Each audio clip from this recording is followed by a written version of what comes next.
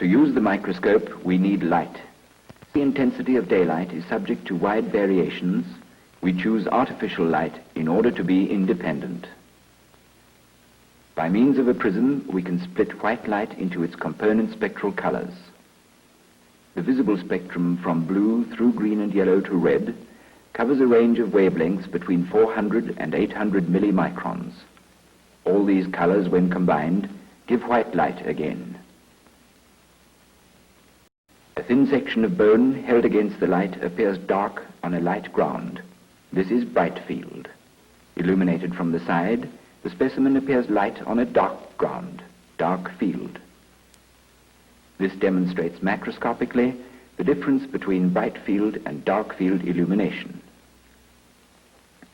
A thin polarizing foil transmits only those waves of white light that vibrate in one particular plane. A second polarizing foil, lying appropriately orientated across the first, absorbs this polarized light entirely. Double refracting substances light up brightly between crossed polarizers. Compensating foils give spectral colors that vary according to the thickness and position of the specimen.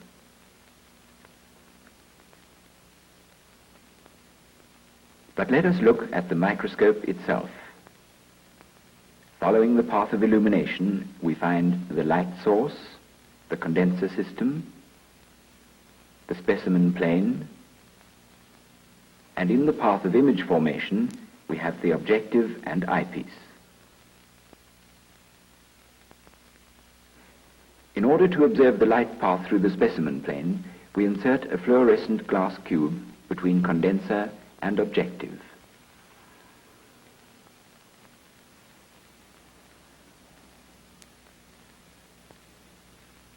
When we vary the aperture diaphragm of the condenser, the light cone forming the bright field becomes wider or narrower, depending on the diameter of the condenser opening. Thus we can reduce the angle of the illuminating cone just enough to fill the aperture of the objective. The aperture of the objective is smaller than that of the condenser. By closing the condenser diaphragm, both apertures are made to conform. When working with dark field, the central portion is blacked out, leaving only a hollow cone of light. The flashing central light cone represents the aperture of the objective. In dark field microscopy, no direct light reaches the objective, but only that light which is captured by the specimen. The specimen therefore appears bright in a dark field.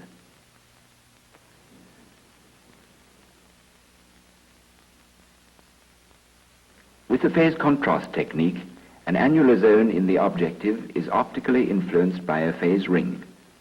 The light from the illuminator, which also forms a ring pattern, must fall exactly into this zone. It is obvious that little light is left to form the image, particularly since the phase rings must absorb about 4/5 of the available light. Powerful light sources are therefore essential for phase microscopy as well as for dark field work. Here are some of the light sources most commonly used in microscopy. The simplest types are socket lamps. They are provided either with a collector lens, as on the left, or simply with a diffusing ground glass plate, as shown on the right. However, the intensity of the 5-watt lamp is superior because of the collector. Let us therefore replace the mirror by the small but efficient socket lamp with collector.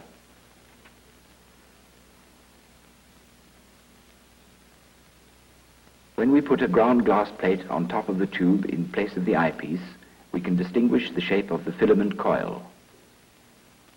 This coil image is brought into center by turning the centering screws of the lamp, and by inserting a ground glass plate into the light path, we obtain homogeneous illumination.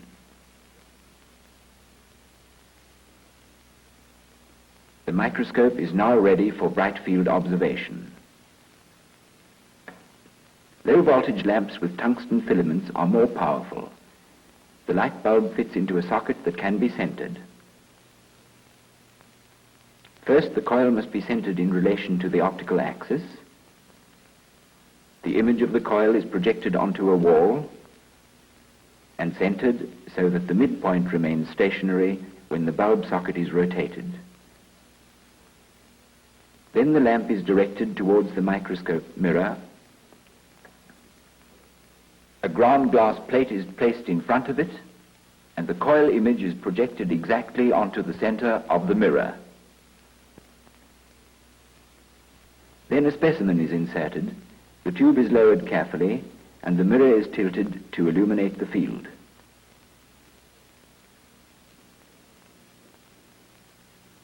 Looking through the microscope, we focus on the image.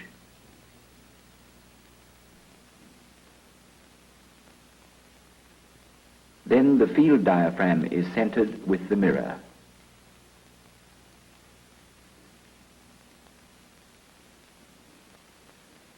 It is brought into sharp focus with the condenser, and then opened until the observed field is illuminated.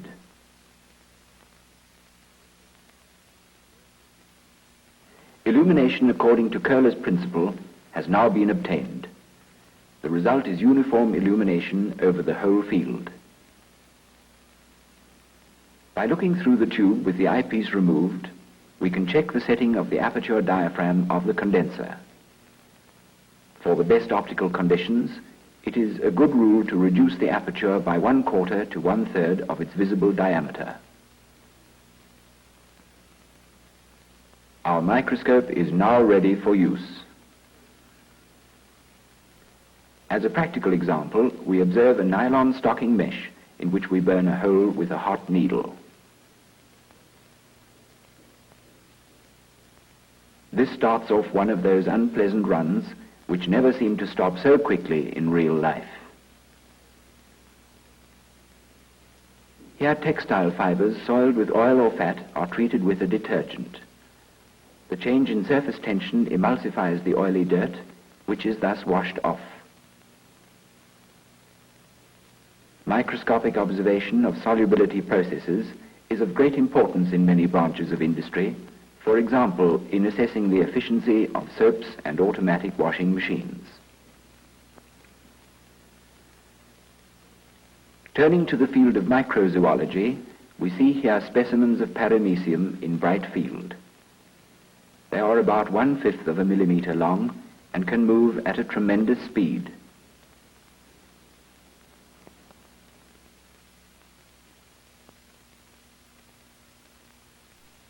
A corresponding example from the vegetable kingdom is Euglena, a unicellular alga with the bright green of chlorophyll.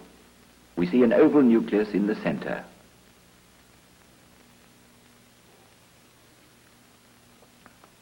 To the left in the cell, a red, light-sensitive eye spot is visible. At higher magnification, another animal characteristic, the flagellum at the left, can hardly be distinguished in bright field due to its lack of contrast.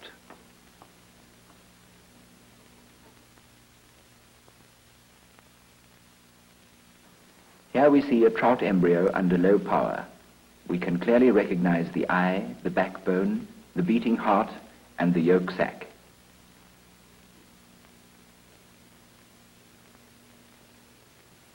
At higher magnification, the circulation of the blood becomes visible.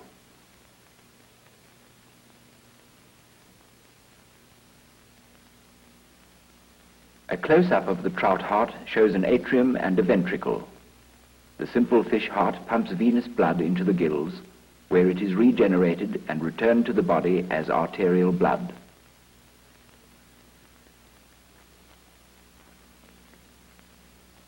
At an even higher magnification, we can distinguish individual blood cells within the network of blood vessels. Fish blood cells are oval-shaped and contain a nucleus.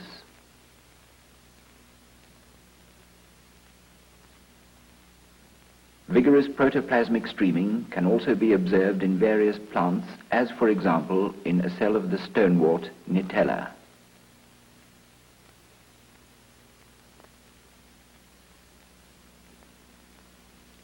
This streaming is exceptionally clear in the leaf epidermis of the Canadian water weed fellow deer. Like little boats, the green chlorophyll bodies glide along the cell walls in a stream of protoplasm. The diameter of the chloroplasts is no more than a few hundredths of a millimeter. In the laboratory, a drop of the liquid to be examined is transferred to a slide with a pipette. After the cover glass has been applied, the slide is ready.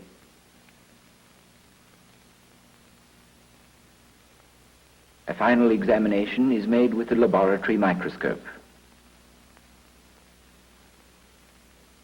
This microscope can easily be converted into a dark field microscope by inserting central stops into the filter holder of the condenser. Thus a bright field, in which the sample appears dark on a light ground, is converted into dark field with light outlines on a dark ground. Here again are bright field and dark field pictures of silk gauze.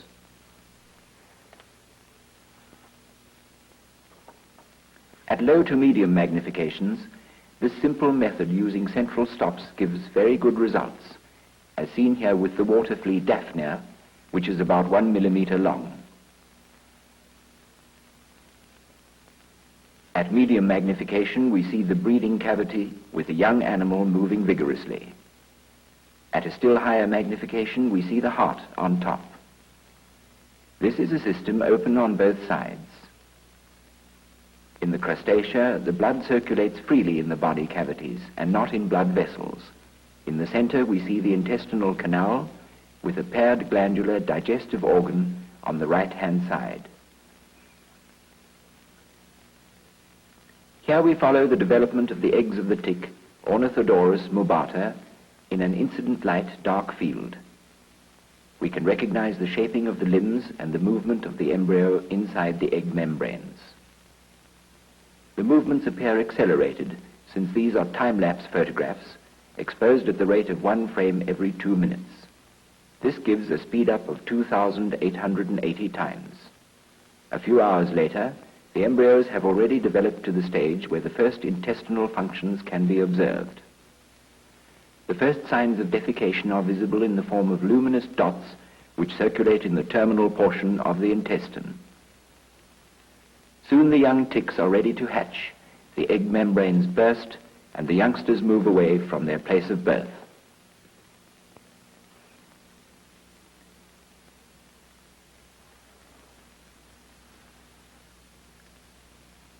Let us return once more to the world of the unicellular organisms. We see before us elongated trumpet animalcules of the genus Stentor. The smaller organisms in the lower part of the picture are rotifers. These are multicellular organisms belonging to a worm phylum. Unicellular organisms can be much larger than multicellular ones. Stentor, for instance, reaches a length of 800 microns, while the rotifers are never larger than 50 to 100 microns. Higher magnification shows the function of the vortex-forming ingestion apparatus, which consists of a row of cilia around the so-called peristome funnel. In the interior of the body, the rosary-shaped cell nucleus can be recognized. Although normally stationary, these forms are also capable of swimming around freely. In this activity, the vortex-forming apparatus provides propulsion in the same way as a turbine.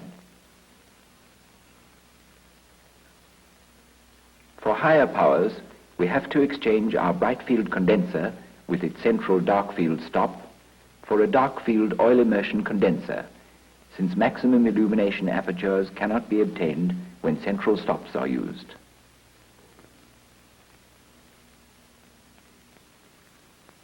The medium between condenser and specimen is made optically homogeneous by placing a drop of immersion oil on the condenser front lens. In this manner, illumination apertures can be extended to a numerical aperture of 1.4. Air bubbles must always be avoided. Their presence would make it impossible to get a completely dark field.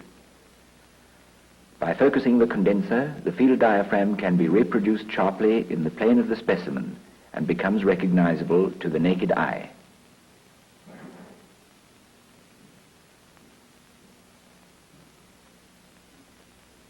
Looking through the microscope, we bring our specimen into focus again.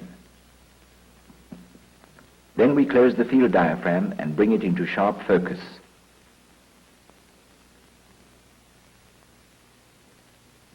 By turning the two centering screws on the condenser, the sharply edged light spot is directed to the center of the field of view.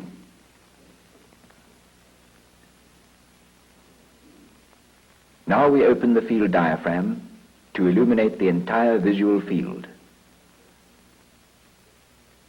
It is convenient to use a ground glass slide for focusing in dark field.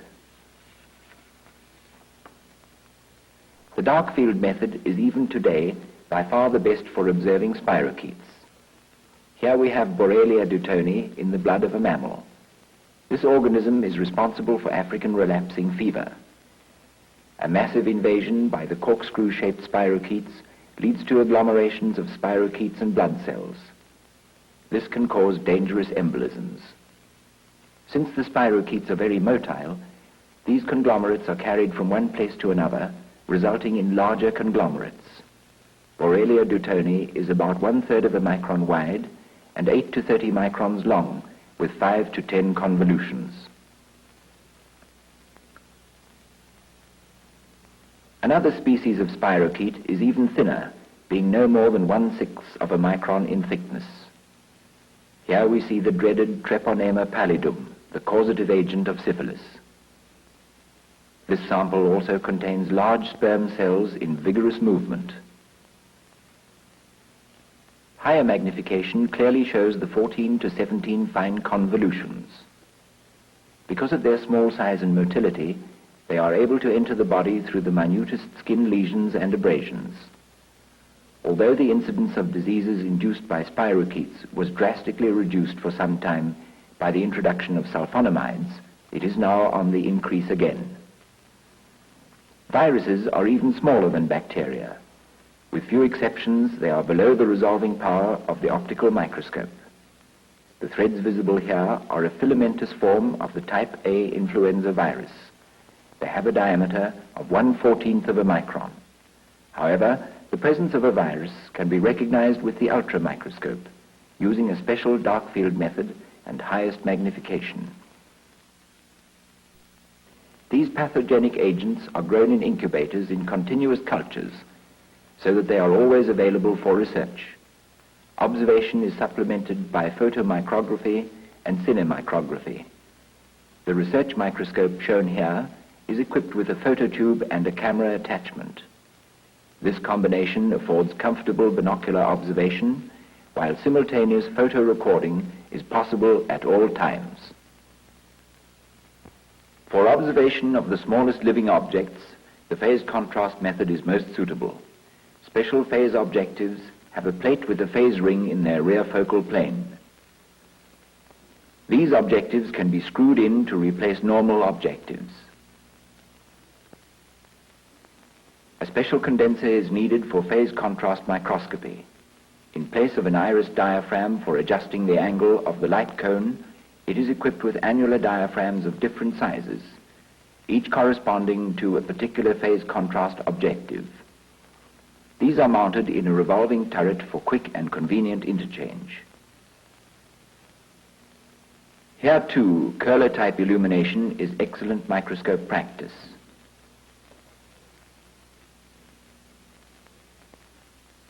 Inserting an auxiliary telescope in place of the normal eyepiece, we observe the plane of the phase ring. The ring diaphragm in the condenser is centered to align it with the dark phase ring in the phase objective until both form perfectly concentric rings. The importance of this centering is self-evident.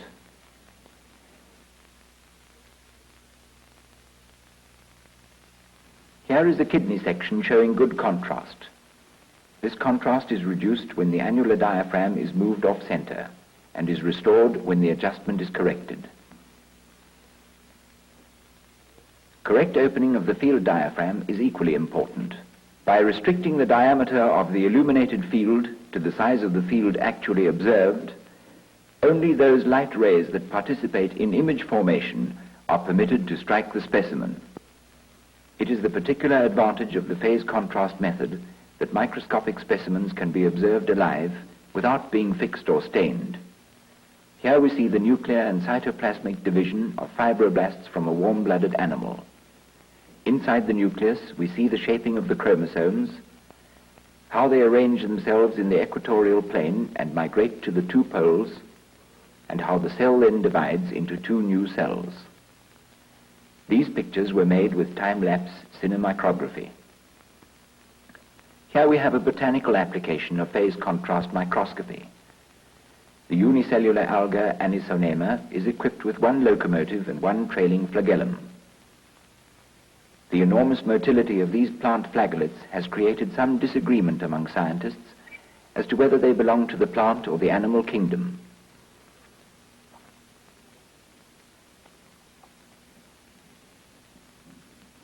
These extremely motile insect sperms emphasize the importance for phase contrast microscopy in human and veterinary medicine.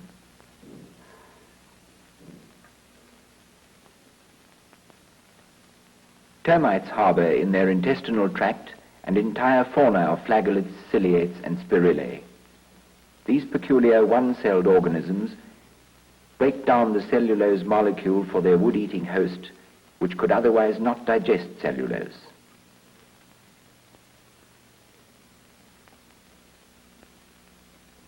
Here we see trypanosomes or whip animalcules in the blood of a mouse. Trypanosoma gambiense is responsible for African sleeping sickness. In the center of the one-celled individuals, we can discern the nucleus. It is 14 to 16 microns long. Here at greater magnification, we see a dividing form. The trypanosomes divide lengthwise and ultimately are connected with each other only by a thin strand of cytoplasm. The cholera-causing rods shown here are degenerative forms isolated from feces. The leptospirae are still finer than the spirochetes. They are no more than 0.1 to 0.2 microns thick and 20 microns long. Leptospirae canicola causes leptospirosis in dogs. Related leptospirae cause Weil's disease in man, which is also known as leptospiral jaundice. To the right, we see an individual cell dividing. These extremely short motile rods are typhoid bacteria. The fine whip-like appendages surrounding the body are not visible because of their rapid movement. These are Salmonella typhi, obtained from a culture. They are the cause of abdominal typhoid fever.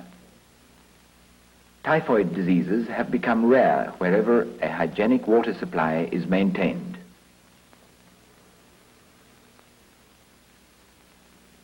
We see here a whole colony of Proteus vulgaris, the protein-rotting bacterium which is active in cystitis.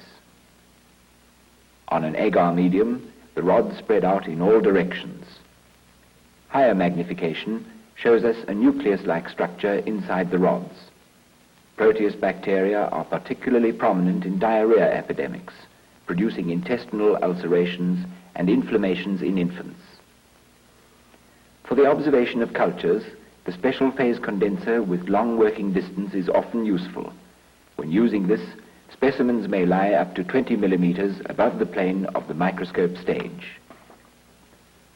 Here the research microscope is equipped with a camera attachment with a focusing telescope and a small size roll film back. The light source is a universal microscope lamp with an extremely powerful xenon or mercury high pressure burner.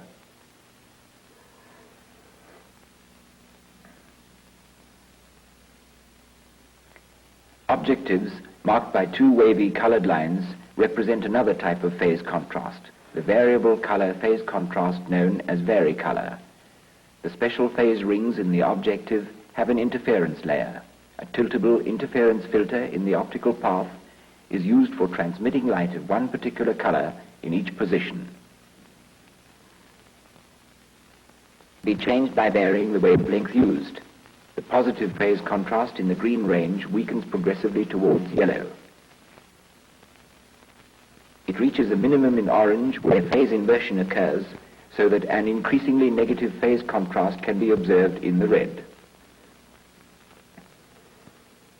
This contrast decreases again towards orange and changes to positive contrast in the green range.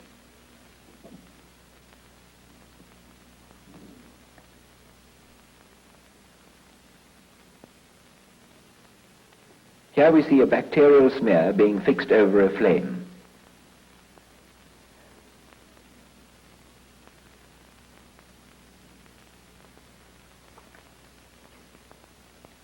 The laboratory microscope is equipped for blue light fluorescence by inserting a blue selective filter into the filter holder of the condenser and clamping an orange cap filter onto the eyepiece. Correct adjustment of the illumination is essential for successful fluorescence observation. Tubercle bacteria, fluorochromed with phenyloramine, are visible as bright yellow on dark ground in their characteristic bent shape.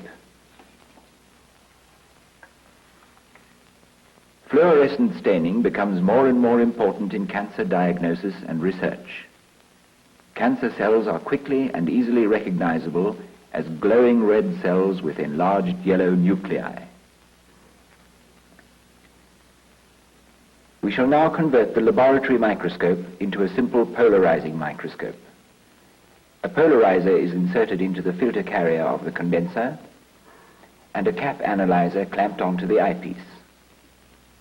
Looking through the microscope, we see that the field is still bright. By rotating the filter, the field is darkened. Double refracting substances, such as a section of rock placed between cross polarizers, appear more or less bright according to their nature and position. Interference colors result if a compensator is added. If the sample is rotated between cross polarizers, these colors change depending on the thickness, orientation, and crystallographic characteristics of the different components of the rock sample. The compensator consists of a known double refracting substance.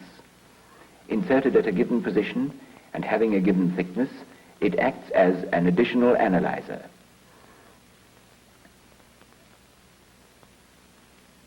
Shown here under the microscope is another crystalline substance, surberic acid. We melt the crystals and then allow them to recrystallize.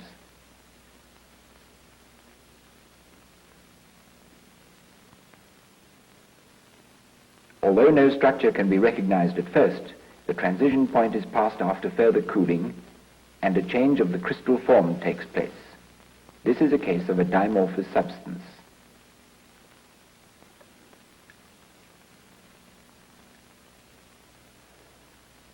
Upon heating, the transition point is reached again and the crystals become transparent once more. Upon further heating, they melt completely at 143 degrees centigrade. Heerbrugg has been pleased to show you some aspects of the exciting realm of microscopy.